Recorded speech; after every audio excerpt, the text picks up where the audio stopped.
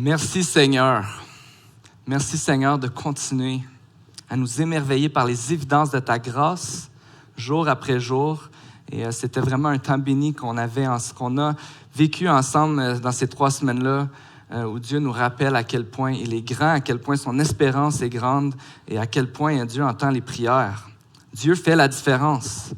Et les témoignages qu'on a entendus ce matin nous démontrent comment il fait encore la différence et il continue de transformer des vies.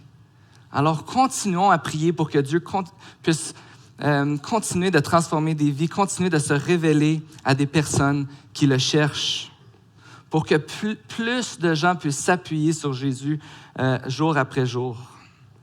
Donc, ce matin, je réfléchissais au baptême et j'avais cet encouragement que je voulais vous donner à chacun d'entre vous, donner aux baptisés qui sont un petit peu occupés ce matin, mais ils vont pouvoir le réécouter par la suite. Mais j'aimerais prendre quelques minutes pour nous encourager, pour nous encourager chacun les uns les autres de ce que Dieu continue à faire dans nos vies au quotidien.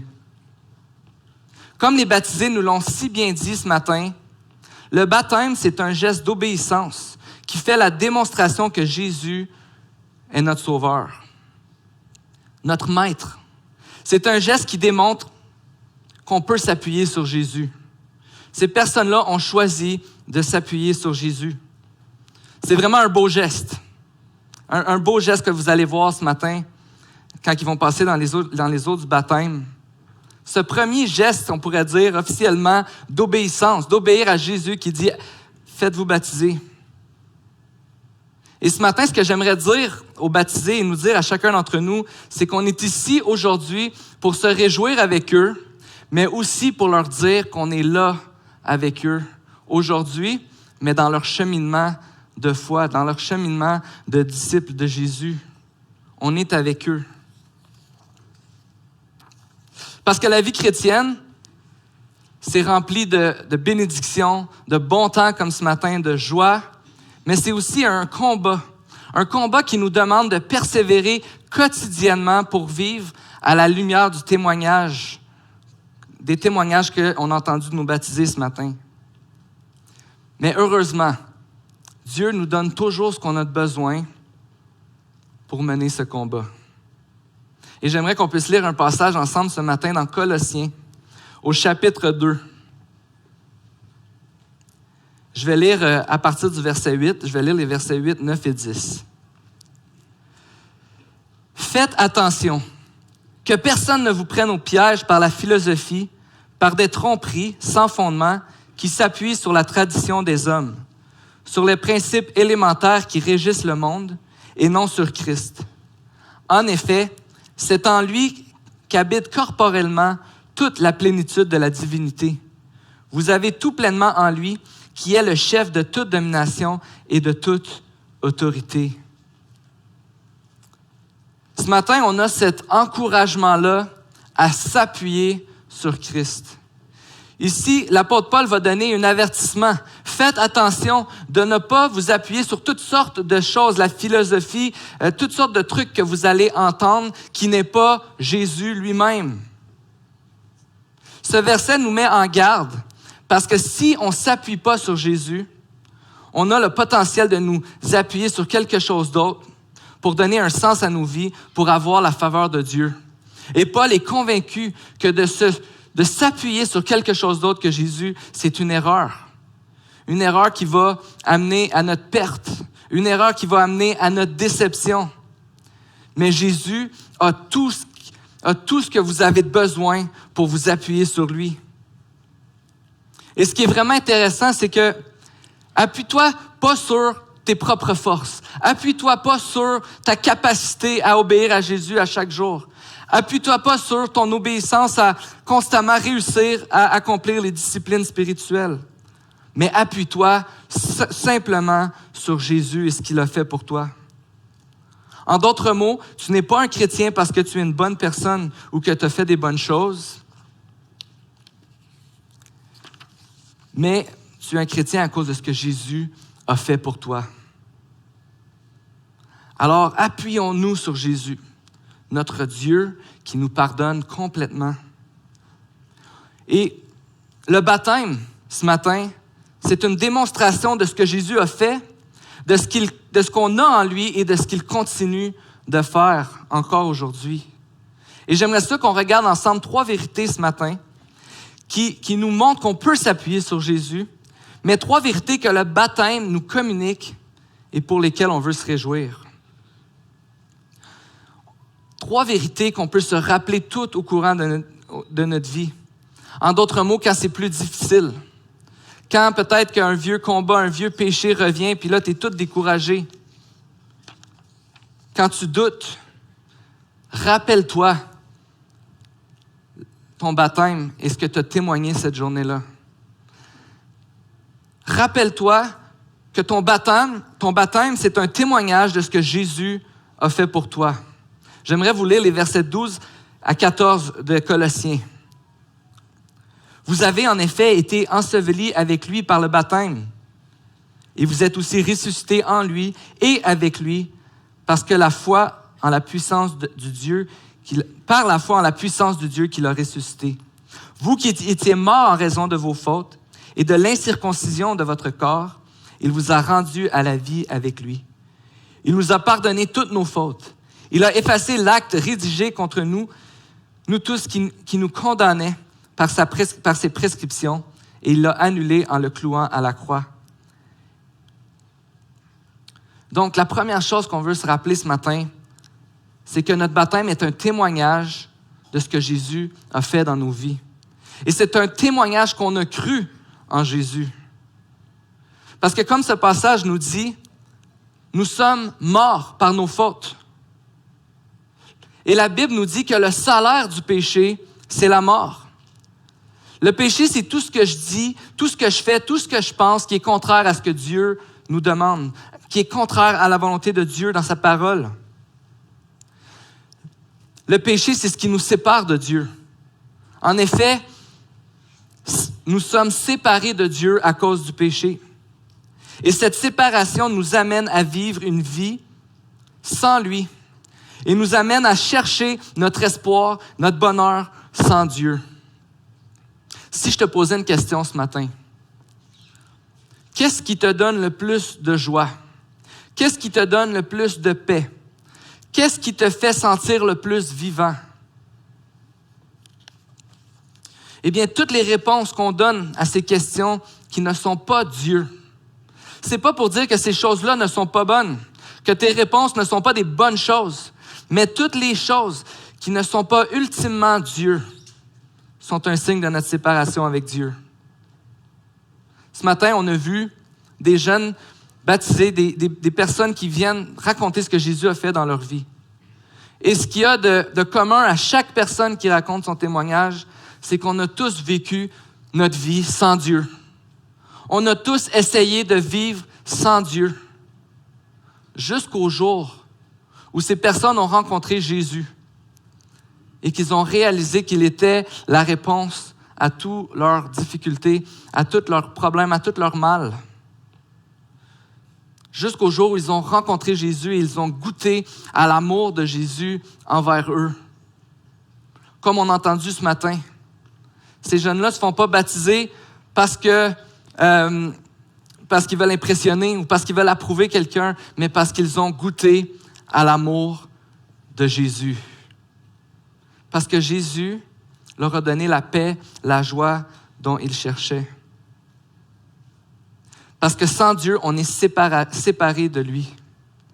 Cette séparation est une déclaration qu'on ne veut pas de Dieu, qu'on peut y arriver sans lui. Mais la Bible nous dit que sans Dieu, on est mort. Parce qu'on a été créé pour le connaître, pour l'aimer, pour l'adorer. Mais le passage nous dit qu'on est vivant avec lui et qu'il nous a pardonné toutes nos fautes. Et c'est ça la bonne nouvelle qui est communiquée par le baptême. On voit, vous étiez morts, donc vous avez été ensevelis avec Christ. Quand on met quelqu'un dans l'eau, on va le mettre en dessous de l'eau. Tu as été enseveli avec Christ, tu es mort avec Christ. Et là, on les laisse là pas trop longtemps. Et puis, ils reviennent, et puis maintenant, vous avez la vie, vous êtes ressuscités avec Christ. pour communiquer, pour symboliser que nous étions sans Dieu, nous étions désespérés, on était morts à cause de nos péchés, mais que Jésus est mort pour pardonner nos péchés. Et l'Évangile, c'est la bonne nouvelle qui nous dit que bien que nous étions morts pour nos fautes, Jésus est venu mourir à notre place sur la croix.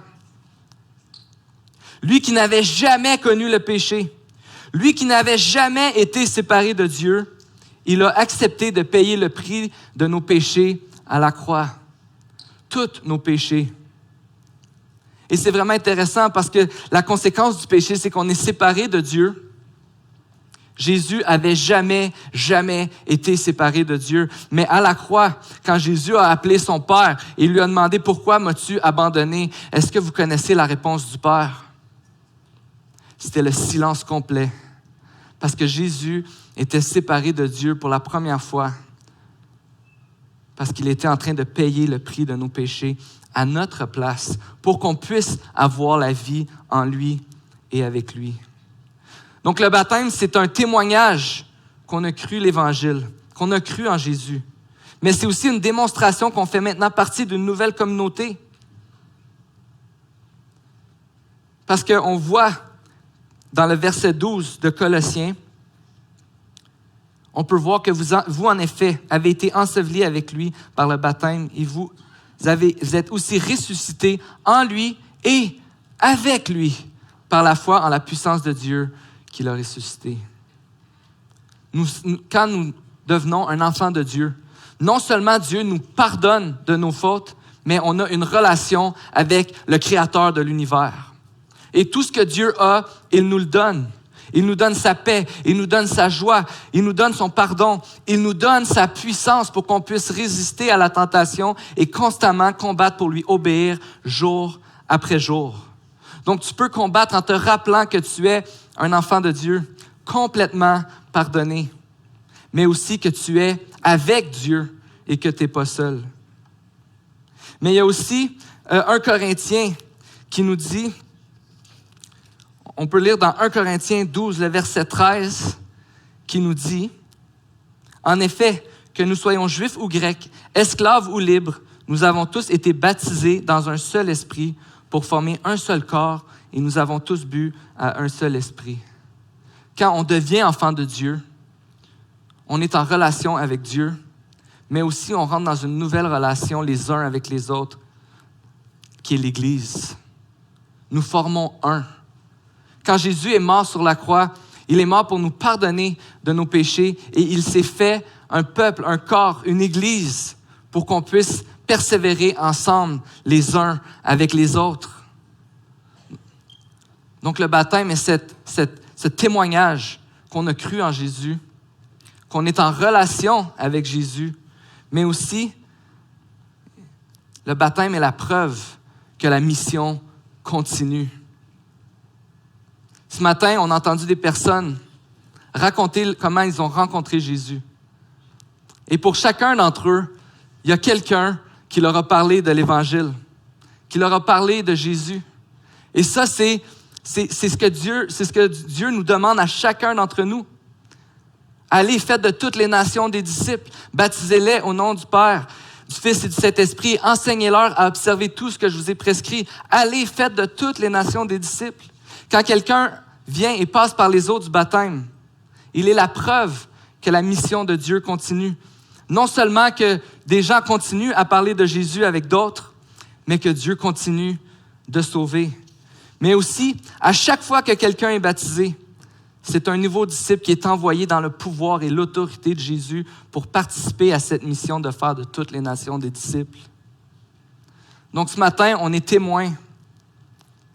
On est témoins de vies qui ont été transformées, de personnes qui ont cru en Jésus, qui font maintenant partie de la famille de Dieu et qui font partie de la mission que Dieu a donnée à l'Église. Et j'aimerais ça qu'on puisse, après le baptême, vous allez pouvoir aller les voir. Puis une chose que vous allez pouvoir leur dire en les félicitant, c'est « t'es pas toute seule. Dieu est avec toi, puis nous aussi, on est là avec toi pour continuer à persévérer et à combattre. » Donc ce matin, on veut célébrer l'action de Dieu. On veut célébrer que Dieu transforme encore des vies, que Dieu fait un réveil dans les vies encore aujourd'hui. On veut célébrer la grandeur de notre Dieu qui sauve et qui nous transforme complètement. Alors, je vais prendre un temps pour prier, pour nous baptiser. Pour chacun d'entre nous, j'ai demandé aux musiciens de s'avancer. Seigneur Jésus, merci pour ton amour dans nos vies. Merci pour ta présence. Merci pour ces personnes qui sont venues donner leur témoignage pour nous dire ce que tu as fait dans leur vie. C'est tellement un encouragement pour nous de voir, Seigneur, qui tu es pour ces personnes. Et ce matin, on veut complètement se réjouir de ce pas d'obéissance qu'ils font, de venir dans les eaux du baptême et se faire baptiser. Je te prie qu'on puisse être encouragés par cela et qu'on puisse continuer, Seigneur, à se rappeler ce que tu as fait dans nos vies pour persévérer chaque jour dans une vie d'obéissance à notre Sauveur et qu'on puisse se réjouir de toute l'œuvre que tu fais dans nos vies et de l'amour que tu as pour nous. Merci pour tout ce que tu fais, Jésus. Amen.